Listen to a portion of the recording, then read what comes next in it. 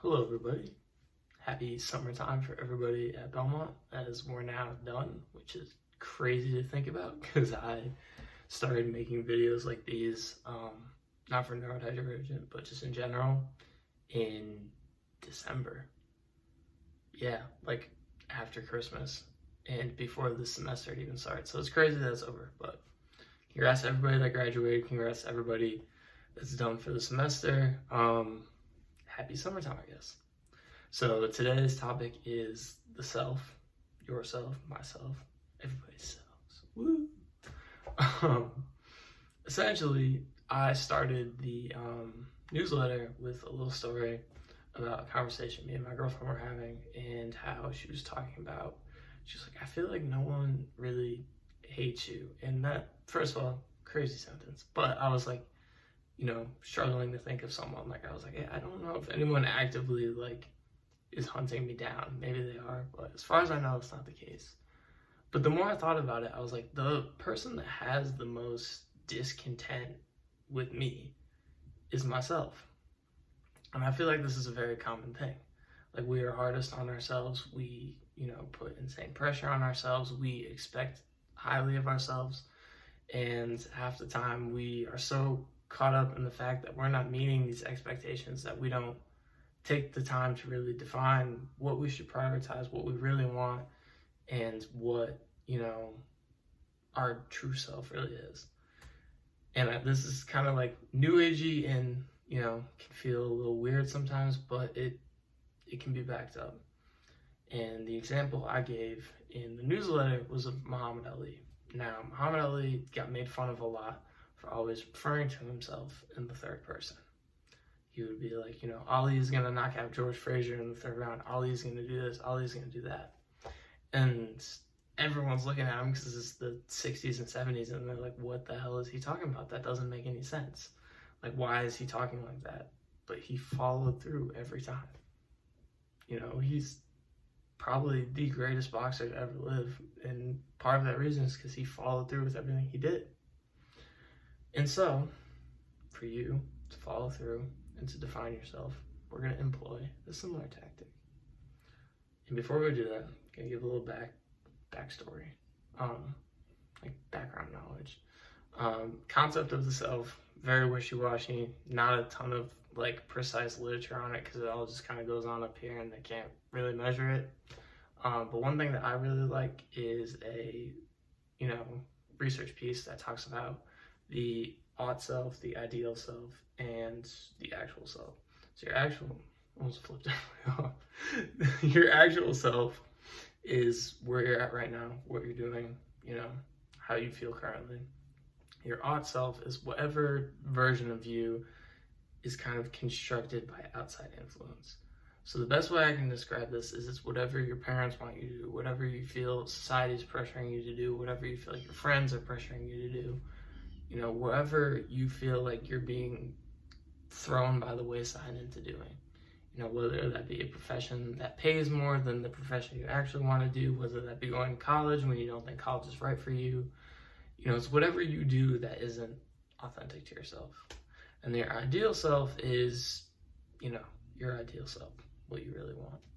And so your ought self, when you don't go after it or achieve those goals, you get a sense of anxiety because you feel like you're, not doing the right thing, and you're gonna screw up, and you're gonna fail, you're gonna be poor.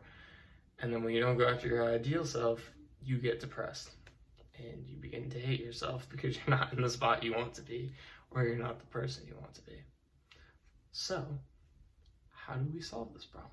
Well, you're gonna take a pen and a piece of paper, or the Notes app, which is actually what I did. Usually I write stuff down. This was I did this a couple days ago, and I was like, yes, I need to type that. I don't know why. I was like, I need to type this. And it helped a lot. What you're going to do is you're going to write, in my case, Alex is blank. So the biggest thing that I wrote in mine, which I wish I had printed it out. It's on my phone, so I can't really read it off to people. But I wrote Alex is clear-minded because my biggest problem is I tend to overthink things. I tend to think too far into the future. I tend to want to compound everything down into one thing, and not You know, if I can't, then I feel out of control, and it drives me crazy. So my big thing was Alex is clear-minded, and then I went on and was like, Alex is this, Alex is that, Alex does this, Alex does that. And I went through the whole thing and basically just constructed the ideal person that I wanted to be. And since then, every morning, I'll wake up, I'll go on my phone, and I'll just read it back to myself.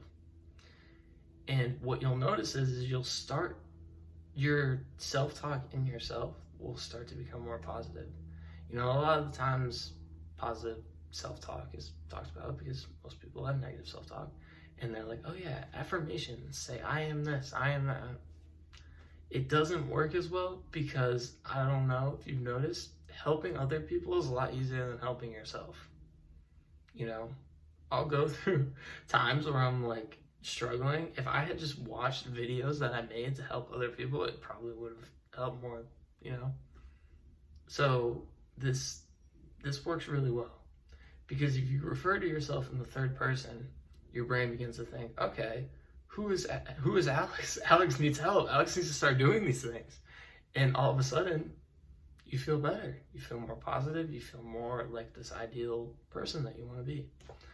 And I should also, I say this in the newsletter, but I don't really like the word ideal either because it feels out of reach. I like true because, you know, the whole point of the profession of coaching and development and stuff like that is to show people that whatever they have, or whatever they want, they already have. Because that's the case 90% of the time. You know? Internally and like intrinsically, I don't have a Bugatti, but I also don't really want a Bugatti. But, you know, I want to be more clear-minded. Well, you already have that. You know? And coaching will teach you the techniques to activate that. And so that's why I enjoy doing it. That's why I enjoy helping people. But essentially, this tactic is almost coaching yourself. You're like, okay, Alex is clear-minded. All of a sudden, you know, when I get really anxious, I'm like, no, Alex doesn't do this. Alex is clear-minded. Why is he doing this? No, don't let him do that. Don't, cut that shit out. So, try this, employ it. Actually, give me feedback on like how this works, because I don't really ask for feedback in these videos, but like, please give me more feedback. This is the third video I've made, third newsletter. I'm gonna start, I have so much time now, I don't know what to do with myself. So I'm gonna start getting these to come out a little faster.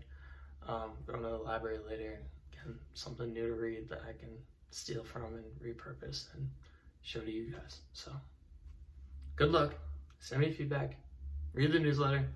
Go crazy. Have fun. Enjoy your summer. La Colombe, please sponsor me. All right. Adios.